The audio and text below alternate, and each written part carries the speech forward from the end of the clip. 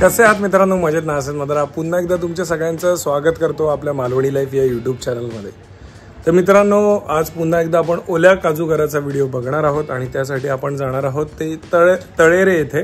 आणि आज आपण प्रथमेश तळेकरला भेटणार आहोत। या अगोदर प्रथमेश तळेकरचे 3-4 व्हिडिओ आपण आपल्या चॅनलवर बघितलेले। मुळात अशा व्यावसायिकांचे म्हणजे अशा उद्योजकांचे व्हिडिओ बनवण्याचा जास्त इंटरेस्ट याच गोष्टीसाठी असतो की ही लोक मुंबई पुण्यासारख्या शहरामध्ये न धावता ही आपल्या आज सिंधुदुर्गामध्ये राहून व्यवसाय करतायत आणि त्याच्या व्यवसायातनं इतर लोकांना देखील रोजगाराची थोड्या प्रमाणात का होईना एक संधी मिळते। मित्रांनो, नक्कीच तुम्हाला हा व्हिडिओ आवडेल आणि हा जर व्हिडिओ तुम्हाला आवडला तर या व्हिडिओला नक्की लाईक करा। तर मित्रांनो, आता आपण आलो आहोत ते तराळे येथे। तराळे ब्रिज जे दिसतो आपल्याला मागे हायवेकडे असणारा हा ब्रिज आहे आणि ब्रिजपासून हार्डली 50 मीटर्सवर या बाजूला रॉयल कोकण प्रोडक्ट्स हे शॉप आहे, जिथे आपल्याला मालवणी प्रोडक्ट देखील मिळणार आहेत। आणि प्लस खास आपण आलो आहोत ते ओले काजूगरचा व्हिडिओ बनवण्यासाठी प्रथमेश तळेकरकडे।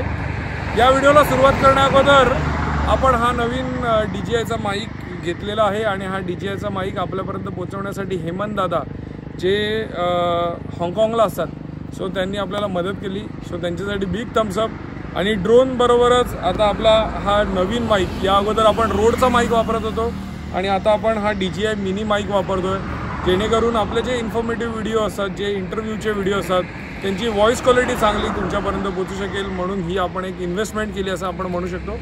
चला तर आता आपण पहिलं शॉपला भेटूया आणि मग जाऊन आपण ओल्या काजूगराची माहिती जाणून घेऊया।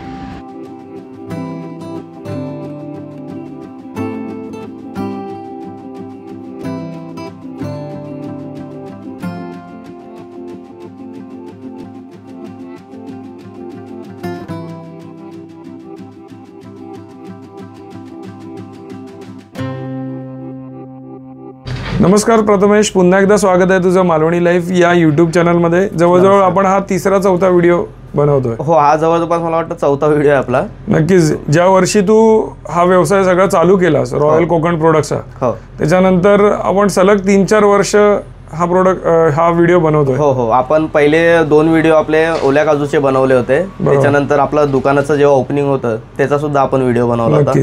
परत एक भाजलेले चुलीवर भाजलेले काजू, त्याचा सुद्धा एक व्हिडिओ आपण बनवला होता। नक्कीच। म्हणजे गेली 3-4 वर्ष तू या व्यवसायात तग धरून आहेस। हो। आणि कसा रिस्पॉन्स आहे लोकांकडनं? खूप चांगला रिस्पॉन्स आहे। म्हणजे मालवणी लाईफच्या यूट्यूब चॅनल मार्फत आपल्याला जे कस्टमर मिळाले होते, तर ते कस्टमर सुद्धा चांगले मिळालेत आम्हाला आणि सगळंच ओव्हरऑल आम्हाला सपोर्ट चांगला मिळतोय त्यांचा। आपल्याकडनं खरेदी रेग्युलरली करत आहेत ते कस्टमर्स। तर प्रथमेश, आपण आज ओल्या काजूबद्दलची पुन्हा एकदा माहिती जाणून घेणार आहोत। यंदाची रेट काय आहेत, पुन्हा ओला काजूगर कसा फोडला जातो। ज्या लोकांनी जुने व्हिडिओ बघितले नसतील तर नक्कीच त्यांना या व्हिडिओतनं देखील ती माहिती मिळेल। आज आपण आलो ते तराळ्याच्या या शॉपमध्ये। या शॉप मधली काही माहिती घेऊन मग आपण ओल्या काजूगरकडे वळूया। तर या शॉपमध्ये यंदा कुठले कुठले प्रोडक्ट्स आपल्याकडे अवेलेबल आहेत? नक्कीच, आपल्याकडे जवळपास कोकणी मेवा म्हणजे कोकणातले सगळेच प्रोडक्ट जवळपास मिळतात आपल्याकडे। तर इथे मालवणी खाजं म्हणा, लाडू, लोणचं, मसाले, सरबत, कोकम सरबत वगैरे असे काही प्रोडक्ट्स मिळतात आपल्याकडे।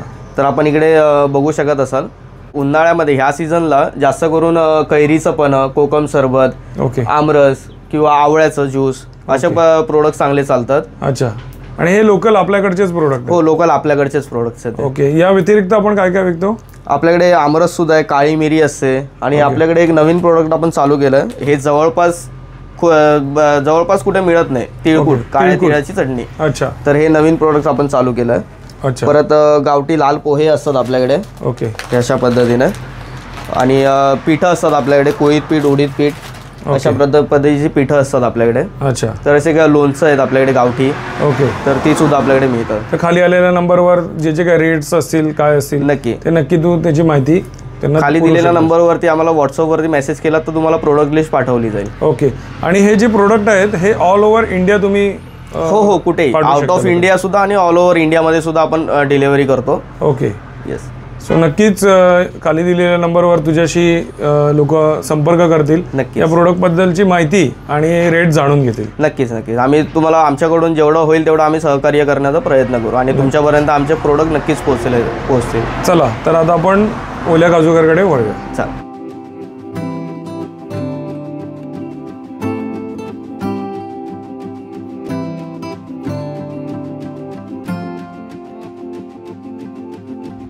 तर प्रथमेश, ओला काजूगर आता मार्केटमध्ये यायला सुरुवात झालेली आहे. साधारण कधीपासून चालू झालं ओला काजूगर यायला? जवळपास 1 महिना झालाय सीझन चालू होऊन. अच्छा. काजूचा. तर एक 15 ते 20 दिवस झाले की जास्त क्वांटिटी मध्ये येतोय आपल्याकडे काजूगर. अच्छा. तर आणि प्रॉपर इथे आपण सीझन चालू झालेला आहे म्हणायला हरकत नाही. ओके, म्हणजे व्हिडिओ थोडा लेट बनवण्याचं कारण एवढंच आहे की माल आता आपल्याकडे व्यवस्थित, म्हणजे जर का ऑर्डर आली तर आपण ती ऑर्डर फुलफिल करू शकतो. नक्कीच नक्कीच. त्यासाठी आपण लेट बनवतोय थोडं. ओके. तर आता आपण हा जो ओला काजूगर बघतोय हा कुठल्या जातीचा काजू आहे? वेंगुर्ला 7 नंबर फक्त. अच्छा. वेंगुर्ला 7 निवडण्याचं कारण काय?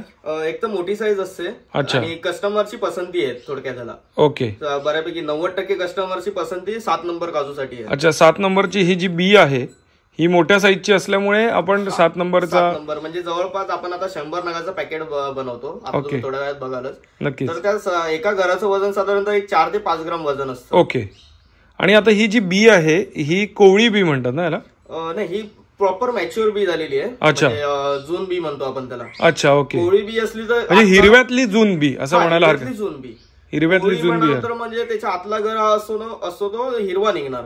ओके. तर ती कोवळी बी. अच्छा. म्हणजे हिरव्यातली ही जून बी म्हणायला हरकत नाही. हिरव्यातली ही जून बी. आणि तीच आपल्याला ओल्या काजूगरासाठी लागते.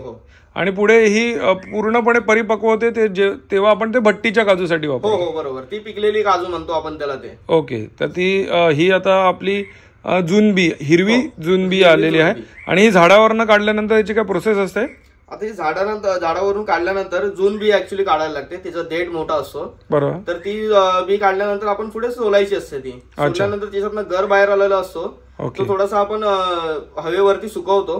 त्याचा डिंक उडण्यासाठी वरचा. आणि तो नंतर आपण सप्लाय करतो. नक्कीच. ती प्रोसेस आता आपण बघूया.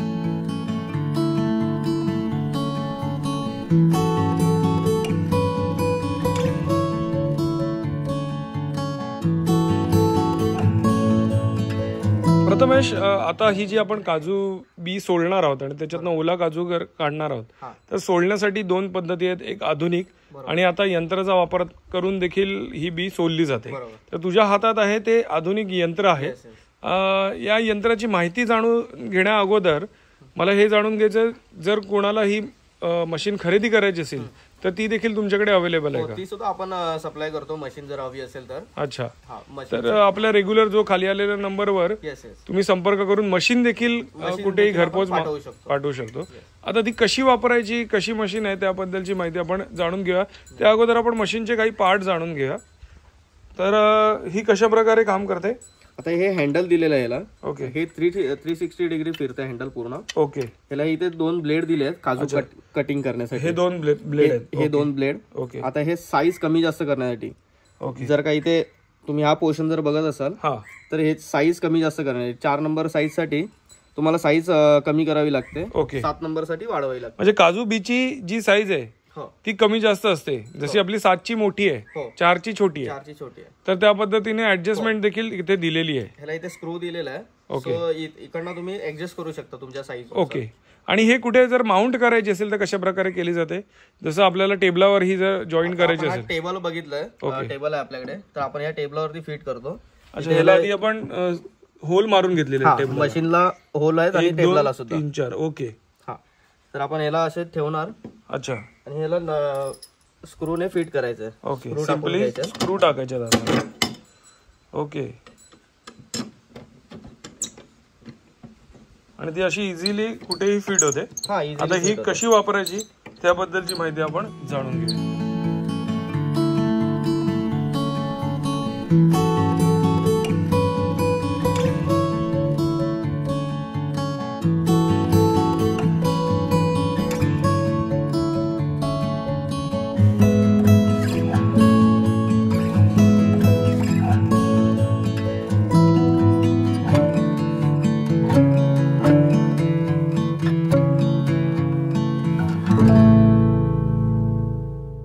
प्रथमेश, आता या मशीनचा वापर कसा केला जातो ते थोडक्यात जाणून घेऊया. की आता ही आपण बी घेतलेली आहे. आता ही आपण बी घेतलेली, ही 7 नंबर बी आहे. ओके. त्याच्यासाठी आपण हा स्क्रू फिरवून उजव्या साईडला स्क्रू फिरवलाय आणि याची साईज वाढवलेली आहे. अच्छा. ही या दोघांमधली गॅप वाढवलेली. हो. हे आज उजव्या साईडला फिरवायचं आहे 7 नंबर साठी. ओके. त्याच्यात ही बी अशी आतमध्ये घुसवली, अशी प्रेस करायची आहे थोडीशी. ओके. हँडल याला पण धार आहे इकडे. हा, या ब्लेडला सुद्धा धार आहे, पाठच्या ब्लेडला सुद्धा. इथे धार आहे, इथे धार आहे, इथे धार आहे. हा, आता हे तिन्ही पार्टला धार आहे. तिन्ही पार्टला धार आहे. ओके. हे जे पुढचं ब्लेड आहे ते आतला हा गर ब्रेक करतो. ओके. जो मेन असतो पार्ट पूर्ण. आणि हे पार्टचं जे ब्लेड आहे हा देठाकडचा भाग कट करतो बॅक साइड. ओके. हे आतमध्ये घुसलं इथून. ओके, पुढे आलं. आता वरती उचलायचं, पुश करायचं. हे हँडल ट्विस्ट करायचं जरा वरती उचलून परत त्याला रिव्हर्स फिरवायचं की बी बाहेर येते आपली. अच्छा. बी बाहेर आल्यानंतर असं पेचायचं, अलगद पेचला की गर बाहेर येतो आपला. ओके. आणि हा जो आहे हा चांगला जून गर म्हणायला हरकत नाही, बरोबर ना? ओल्या काजूचा जून गर. पुन्हा एकदा बघूया फास्ट मध्ये. थोडं बी घेतली, आतमध्ये घुसवली, थोडी प्रेस केली.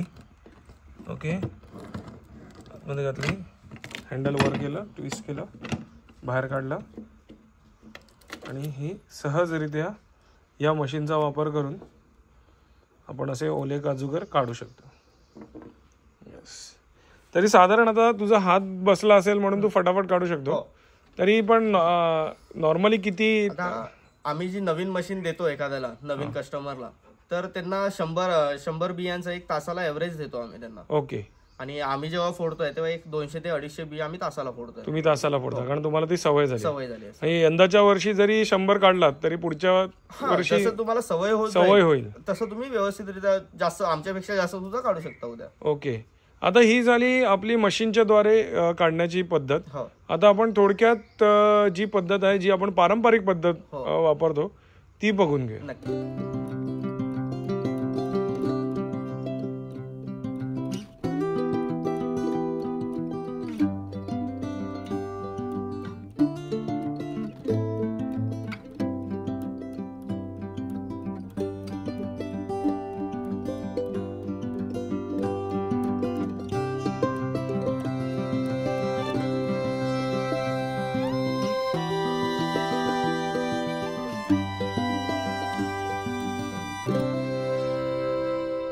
तर प्रथमेश, आता ही जी पद्धत बघतो ही आपली पारंपरिक पद्धत आहे. याच्यामध्ये आपण मोठ्या खिळ्याचा वापर करतो, नेलचा वापर करतो. तर हा अशा प्रकारचा हा मोठा खिळा आहे. तर ह्याने कशा पद्धतीने काढले जाते? आता ह्याला आपण धार काढून घेतलेली आहे खिळ्याला. अच्छा, पुढे टोक काढलंय जसं आपलं डिसमिसला टोक असतं स्क्रू ड्रायव्हरला. तर आता ही बी आहे. तर आपण पहिलं तर हा जो डोळा म्हणतो आपण याला, ओके, सेंटरवाला पार्ट, सेंटरचा पार्ट, तो असा ब्रेक करून घेतो, बाहेर काढून घेतोय. त्यानंतर थोडंसं कट करायचं. अच्छा. बी अशी आडवी करायची आहे आणि याला देठाकडचा जो भाग आहे तो असं फक्त हे करायचं. ओके. आतमध्ये घातलं की पेस्ट येते आणि हे पूर्ण उघडलं की अख्खा घर बाहेर येतो. ओके. ह्या झाला आपला पारंपरिक पद्धत, जी आपण खिळ्याने ही ओपन करतो. आणि ग्रामीण भागातल्या बायका जशा काढतात, ओके, त्या पद्धतीत आपण आता हे दाखवलंय. पण आता हे जे काजू जे बिया आहेत त्याच्यातनं घर काढण्याचं काम आहे, हे तू सगळं एकटा करतो की काही स्थानिक महिलांचा पण सहभाग आहे याच्यामध्ये? आपल्याकडे 4 महिला काम करतात काजू घर काढण्यासाठी. ओके. आणि जर आपल्याला जर अर्जंट काही ऑर्डर असेल तर मी सुद्धा काम करतो. अच्छा, म्हणजे त्या महिलांना एक रोजगाराची संधी देखील मिळालेली आहे. आणि त्या महिला आपल्या पारंपरिक पद्धतीने नेलद्वारे म्हणजे खिळ्याद्वारे या काजू बी मधनं काजू घर काढतात. काही लोकांना मशीन जमते तर आपण मशीन सुद्धा दिलेली आहे त्या लोकांना. अच्छा. आणि काही आपल्या पारंपरिक पद्धतीने खिळ्यानेच काढतात. अच्छा. तर त्यांना जेव्हा आपण हा रोजगार उपलब्ध करून देतो तर त्यांच्याकडनं आपण म्हणजे त्यांना किती रुपये पे करतो, म्हणजे कशा पद्धतीने हिशोब असतो? आता या 100 बिया सोलल्यावर त्यांना 60 रुपये देतो आपण त्यांना 100 बियांमागे. आणि साधारण सरासरी एक स्त्री किती दिवसभरात सोलू शकते? आता तसं बघायला गेलं तर एक ज्या आता रेग्युलरली आमच्याकडे ज्या काम करतायत तर त्यांच्यामध्ये एक 2,500 ते 3,000 बिया एक बाई सोलते. 2,500 ते 3,000 बिया एक बाई सोलते. 100 बियांचे तू किती देतो? 60 त्यांना देतो. म्हणजे 1000चे झाले 600 रुपये. ओके. साधारणतः 1,800 रुपयाच्या दरम्यान आहे, 1,500 ते 1,800. अच्छा, आपण 1,500 पकडू, 1,500 रुपये दिवसाचं.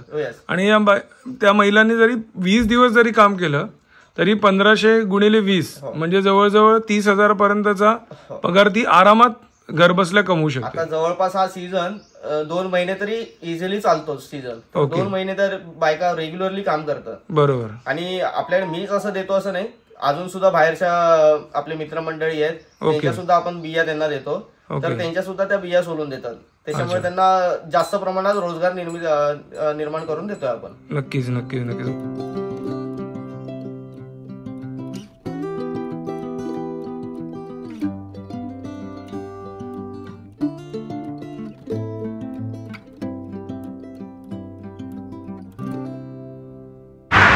तर प्रथमेश, आपण काजू गर कसे सोलले जातात, बी पासून गर कसा काढला जातो या संदर्भातली संपूर्ण माहिती जाणून घेतलेली आहे.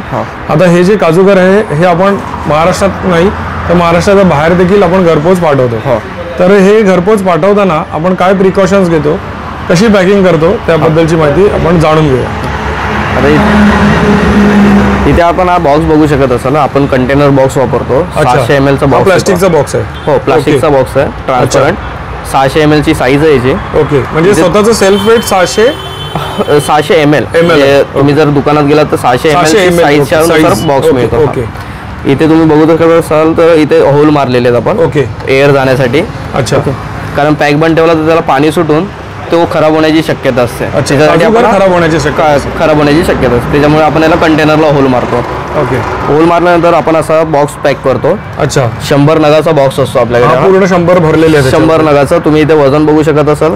त्याचं 100 नगाचे वजन झाले 421 ग्रॅम. तर आपण हे बॉक्सचं याचं नेट वजन बॉक्सचं बघायला गेलं तर 20 ग्राम वजन असतं. ओके, 20-21 ग्राम, म्हणजे 400 ग्राम आपण नेट वजन पकडू शकतो आपण 100 नगाचं. ओके, आणि आता या 100 नगाची कॉस्टिंग काय पडते? 100 नगाची कॉस्टिंग आपण 500 रुपयाने सेल करतोय. हे एक डबा 400 ग्रामचा, म्हणजे साधारण एक काजू 5 रुपयाने एक काजू 5 रुपयाने पकडू. वेंगुर्ला 7 नंबर मोठी साईज. ओके, तर हे जे काजूगर मी बघतोय ह्याचे आता आपण जेव्हा आपण घरपोच पाठवतो, घरी आल्यानंतरची प्रोसिजर काय? घरी तुम्हाला एकदा रिसीव्ह झालं पार्सल आपल्याकडून की त्याला एक 5 ते 10 मिनिटं बॉक्स ओपन करून पंख्यावरती सुकवायचं. त्याचं जे काही पाणी असेल ते एकदा सुकल्यानंतर तो डीप फ्रीज करून ठेवायचा आहे. मग त्याला एक वर्षभर तरी काही होत नाही. अच्छा, डीप फ्रीज करून ठेवला तर तुम्ही वर्षभरात किती वेळा खाऊ शकता? जेव्हा आपल्याला पुन्हा घ्या आपल्यासाठी आणि पुन्हा तसंच भरून ठेवायचं. बाहेर काढून ठेवला तर तो काळा पडणार आहे. जेवढा आपल्याला हवं आहे तेवढ्या क्वांटिटीमध्ये घ्यायचं आहे आणि तो बाकीचे उरलेले आहेत ते परत तसेच ठेवायचे आहेत. दुसरी गोष्ट मी आणि ऐकलेलं आहे की हे जे ओले काजूगर आहेत हे सुकवले जातात आणि नंतर कस्टमर पर्यंत पोहोचवले जातात.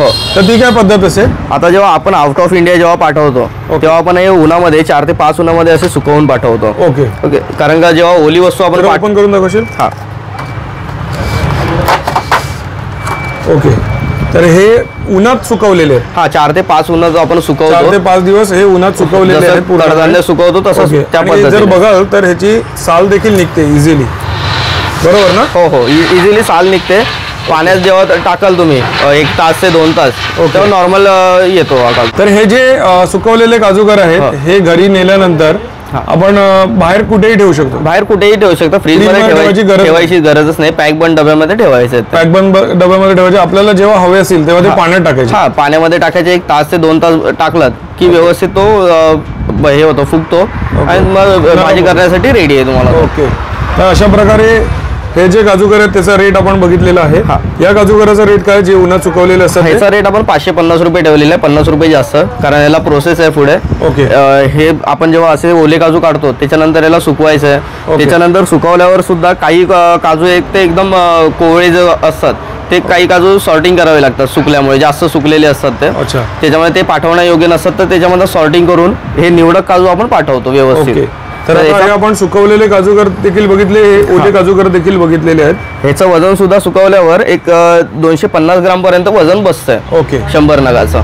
अच्छा, तर खूप छान माहिती मिळाली. हे जे काजूगर आहेत हे all over Maharashtra by post आपण पाठवतो किंवा बाय कुरिअर आपण पाठवतो. कुरिअर चार्ज वेगळा आहे.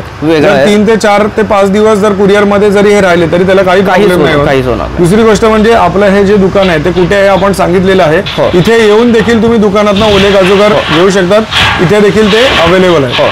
बरोबर ना? हो, आता येत्या काही दिवसात उद्या किंवा परवाच्या याच्यामध्ये 2 दिवसात कुणकेश्वरची जत्रा आहे. तर त्या निमित्ताने चाकरमानी जर येणार असाल तर आपल्या शॉपवरती येऊन काजूगर खरेदी करू शकता. नक्कीच, नक्कीच. आणि इतर प्रोडक्ट्सही खरेदी करू शकता. नक्कीच सर, खूप छान माहिती मी तुझ्याकडनं मिळाली. नक्कीच ही माहिती जास्तीत जास्त लोकांपर्यंत पोहोचेल आणि जास्तीत जास्त लोक तुझ्याकडच्या या सर्व प्रोडक्टचा आस्वाद घेऊ शकतात. थँक्यू. तुला आणि तुझ्या या संपूर्ण व्यवसायाला मालवणी लाईफ परिवाराकडनं खूप खूप शुभेच्छा. तुम्हाला सुद्धा मालवणी लाईफ परिवाराला सुद्धा आमच्याकडून खूप खूप शुभेच्छा. थँक्यू.